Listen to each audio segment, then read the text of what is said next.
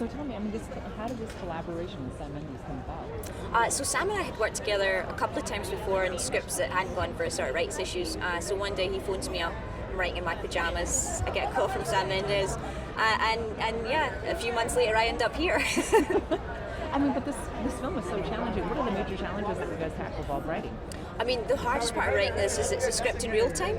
So in a way, as a writer, you have to disappear. You have to not appear as the author in it. And so it's very tricky to carve a narrative out that doesn't feel like there's someone's hand at work. So you don't have exposition. And then also we had to write it like it was one shot, which was not as tricky as shooting it as one shot, but it wasn't easy. And there's so much emotion. It's so visceral. Why was that important, and how did you bring that about?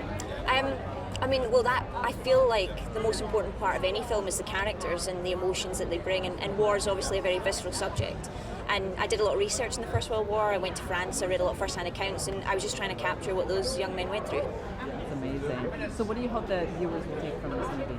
I hope even people that don't like war movies will come and see this, because what 1917 is really about is what lengths will you go to save someone you love. And I think that's universal, and so I hope at the end of this movie the audience leaves with a kind of wow about how amazing human beings are and what we can achieve if we work together.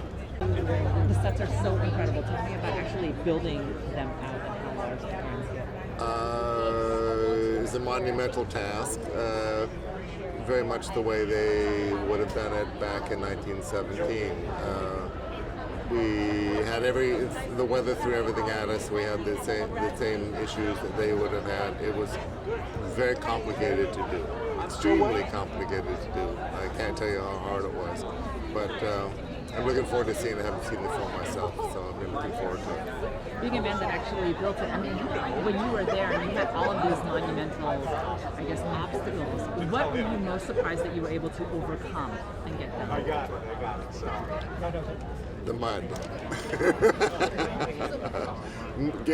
Moving. One day, I got stuck in the mud and I couldn't move, and people had to come and get me out. Can you just give me something about the trenches? I found that the trenches are fascinating because they were actually built that long for like a mile, and everything was just perfect. Can you talk about that a little bit? First of all, I looked at this film when I looked at it. I looked at it as a dream and also the art of war.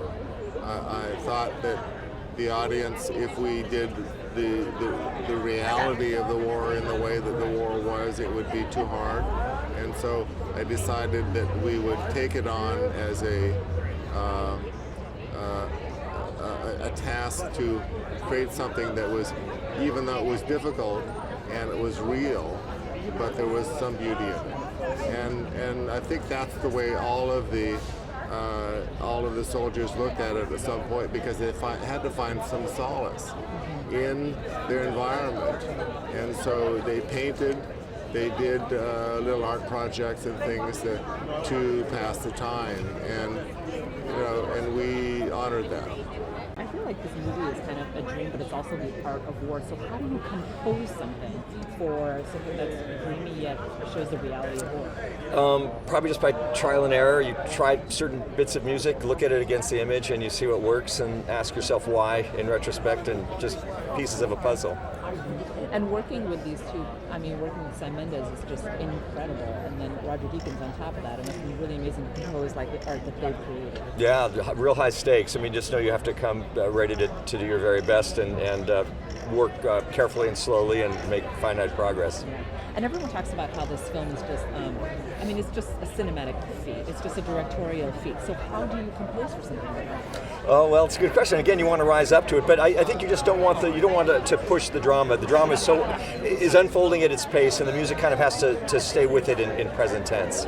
So a challenge that you met that you were surprised you were able to meet composing for this film? I guess the size of the ending, what kind of conclusion was drawn, story-wise, and how that was affected, or how the music could affect that ending. That was challenging. So tell me, how did this film come about? Gosh, well, it came about partly because of my grandfather, who fought in the First World War and who inspired the whole writing of it. It's the first movie I've ever written. And so he told stories when he was 17-year-old. He enlisted, and they stayed with me all my life. And when I had the courage finally to sit down and write a script along with my co-writer, this was the story I found I wanted to tell. But it's quite different now. I mean, it took on a whole new life once we began to make it into a movie. Yeah. I mean, it's so visceral, it's so emotional. So how do you take a viewer on this type of journey? How do you decide to take them on this type of journey with all of these challenges? Yeah, I mean, in a way, it's a wonderful challenge, because it's really about connecting the audience with the emotional journey of the character in the most pure form. It's just trying to be as unbroken as possible. So you experience time with them. Every second ticking by, you experience with them every step of the journey. You feel the distance they have to travel, the physical difficulty of their journey, and that was what was behind the choice, rather than a technical challenge. Mm-hmm. Well, speaking about this unbroken challenge, what was something that you have accomplished that you were surprised you were able to accomplish on this film? Oh gosh, I think I was surprised I was able to accomplish everything because at the beginning I wasn't sure I was going to be able to do any of it. It seemed so sort of almost out of reach, because it had to do so many things. The camera, it doesn't do anything too showy or self-advertising, but the very fact that we just had no way out. There was no way of cutting anything. So everything had to be exactly as I wanted it on the day, and that was a totally different experience from making a movie where you're normally making it in the cutting room. Here we felt we were making it, in front of the camera as we were shooting. And I mean, with your history of filmmaking, great filmmaker, all of the people that you go to with this idea, I'm sure that they were like, oh great, I want to work on a film with you. But then when they saw this, what was one reaction that surprised you? Did someone react to this film when they saw it, or the script, that you were like, oh, I didn't think of it that way? Actually, that's a good question, but no, I think they all said the same thing, which is it's a great story, first of all, and then how on earth are we going to do it? And there were various people who said, as I did, why have we done this to ourselves? You know what I mean? While we were shooting, I tell you why is because you may have a 6-minute take or 7-minute take, and you can have 6.5 minutes of perfect. Everything's perfect, and then one mistake, and you can't use any of it. You have to go back to the beginning again, and I think that was a big challenge for all of us. Can you just tell me about the actors that you used, and that's the last one? The actors are all brilliant. The burden of the movie is carried by two young actors, George MacKay and Dean-Charles Chapman, who are not that well known to the US public, really, and I like that. I wanted that feeling of fresh faces and totally, there was you don't bring any baggage to the relationship with them. But then there's a bunch of actors who you probably do know: Benedict Cumberbatch, Colin Firth, Andrew Scott, Mark Strong, Richard Madden, all in these pivotal roles, but much smaller. So, I mean, it must be so incredible to be here and share this film with everybody. Yeah, it's amazing to be here. I mean, one of the strange things is we only finished it a few weeks ago, so to have gone from that, the mud of the trenches, literally, to being here on a red carpet, it's amazing. When Sam approached you with this film, he said that everyone was just like, how are we going to make this happen? But okay, so what was your reaction? Yeah, well, we've obviously had a company together for almost 20 years, so I'm kind of used to him coming up with things and thinking, oh yeah, he'll go off that idea. And this one, I thought, he's not going to go off this idea. We're really going to have to make this.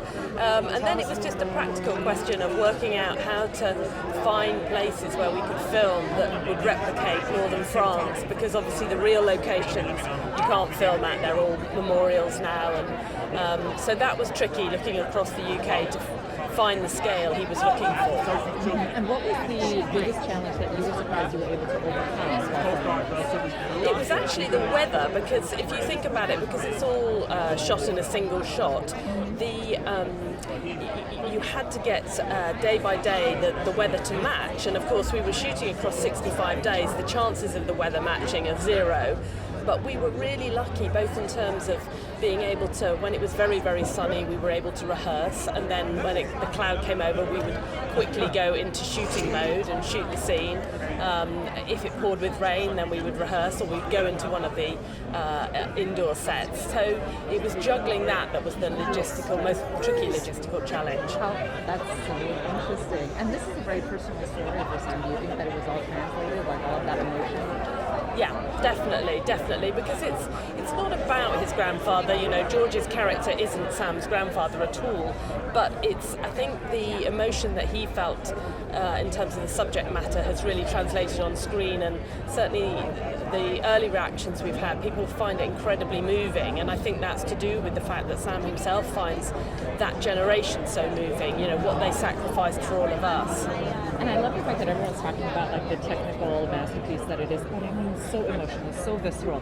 So can you tell me what you hope audiences will really take away from this one? Well, I think it's a film, it's obviously a war film, but it's not a combat film, it's not about people killing each other. It's actually the opposite. It's about the hope that you're going to get home, it's about the importance of your brothers at arms, it's about the importance of family, the people that matter to you.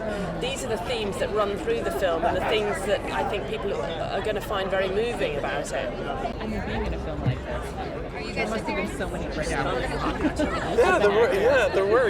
I only have a little bit to do in the film, so hey, buddy, looking sharp. I'm excited for you.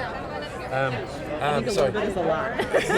You know, I mean, anything when it comes to like one shot. Yeah, How right. as an actor do you rehearse for something like this? Well, that's the name of the game is to rehearse and rehearse and rehearse and rehearse. Sam said a very generous and kind thing to me, which was to release myself of the pressure of getting. Usually, when you make a movie, you try and get in about 3 or 4 takes per shot, and he said, just forget about that idea. You're not going to get in 2 or 3 takes. It's going to be 20 takes. The scene that I'm in is a lot of props and a lot of extras, a lot of movement. Mm-hmm. So I took him at his word.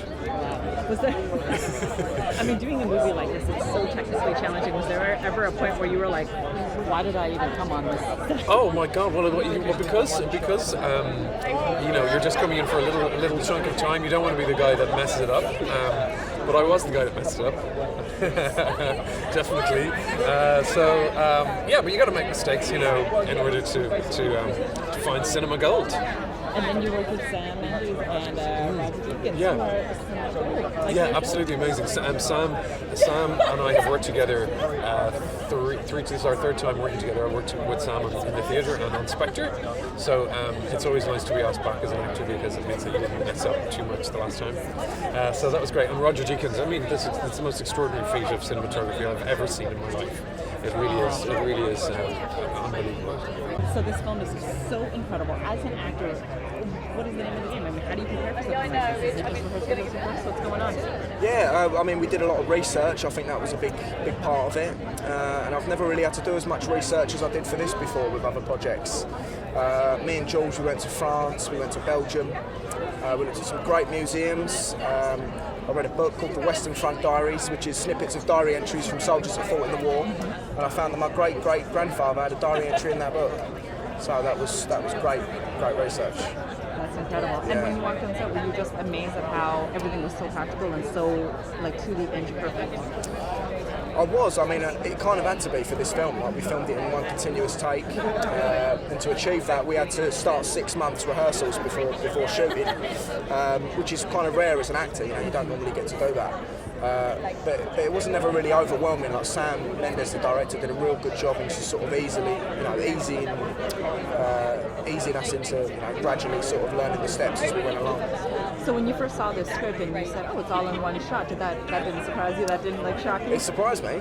I mean, you can't, you know, a war film and a one continuous take's never really been done before, so it blew my mind. But I was just excited, and you know, Sam had such a great vision of where he wanted to take the story. I was very comforted as an actor.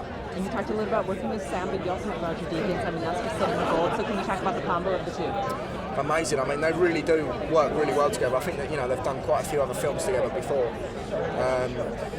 But I mean, it just blew my mind, like how passionate they still are about the film industry and what they do. They just genuinely love their job, like we all do. And that was really special to see. And I love that this movie, it isn't like a combat movie, it's a war movie. It's about it's the dream of war, the art of war, all of it. Can you talk about that a little bit, what you hope audiences will get? Yeah, exactly. I don't think it is, you know, just a war film. There's a lot more to it. It's not an educational film about the First World War. You don't really have to know anything about the war at all. It's a very human story, told in a very human way, and they react in very human ways.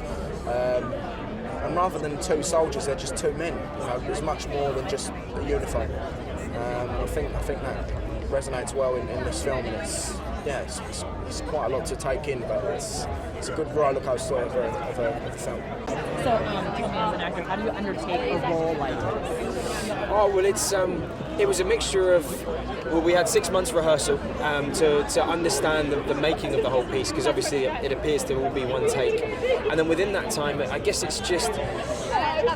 Home is very important to both of these men, and you only get snippets of their life outside of the present telling of their story. So for me, the biggest thing was understanding who Schofield was up until the point of the story. And I mean, you're working with some incredible people. You have Sam Mendes, you have Rocketman. How's it working with the cinematic world? I mean, it's an honour. It's a real privilege. Like working with Sam, I've never worked with anyone who's got such an understanding of the architecture of storytelling in the way in which you kind of how and when you give information to create an emotional response and a feeling. It's incredible how he manages that. And Roger is an artist as well, and just. What's most inspiring about both of those guys is that despite having the reputation that they do, they still just simply love their work, and it's all about the work, and they're still curious, they're still excited by it. So it's it was a privilege. And that passion, I mean, it clearly comes through on screen. But was there ever a point where, when you were doing your job, that you were like, why did I do this? That there was so much anxiousness? Was it reading the script and you were like, how did I get stuck in a one shot? No, I mean, I was always thankful to be there. To be honest, I never had a sort of like, oh God, why am I doing this? Like it was every day was just brilliant. You know, it was such a team effort for all the crew and all the cast. So it was just grand. Can I just ask one last question? This is really a movie about the art war. It's not a combat movie. It's really about two humans. Can you talk about what you think the audiences will take away from this movie? Well, I mean, it's not for me to say what audiences take away, but I think for me, when I first watched it, it made very clear to me who I love most in my life and where I root myself. Because I think, as you say, the war is a context for the story, but it's about the human experience, and when you're stretched to your absolute limits, what you then return to. Roger, tell me, when it comes to this, I mean, what was something that you were surprised you were able to accomplish, or something while you were shooting that you were surprised was a lot easier than you expected while shooting something that's such a cinematic feat? I don't know, you think it through and you kind of talk it through, and then you rehearse, and then you gradually sort of build on it and work it out. I wouldn't say anything was harder or more simple. I mean, we were very lucky with the weather. I think that's something that I was surprised at, because that period of the year, late winter, early summer, into early summer, the year before, there was hardly any cloudy skies. They had, bright sunlight in England, for God's sake. But we were lucky. We got a lot of cloud cover, and that's what we needed. We had to have cloud cover. So that was probably the biggest surprise and the biggest relief to me, actually, yeah. So the weather was called to set. So tell me, when it comes to making a film like this, why do you think that one shot was so important to telling the story? Oh, well, that's Sam's choice, but I mean, it's a story of two characters, and it's real time, and they're always on the move, constantly in motion, and it feels like a very immersive way to put the audience in those characters' situation and feel what they feel, see what they see, and experience it, really,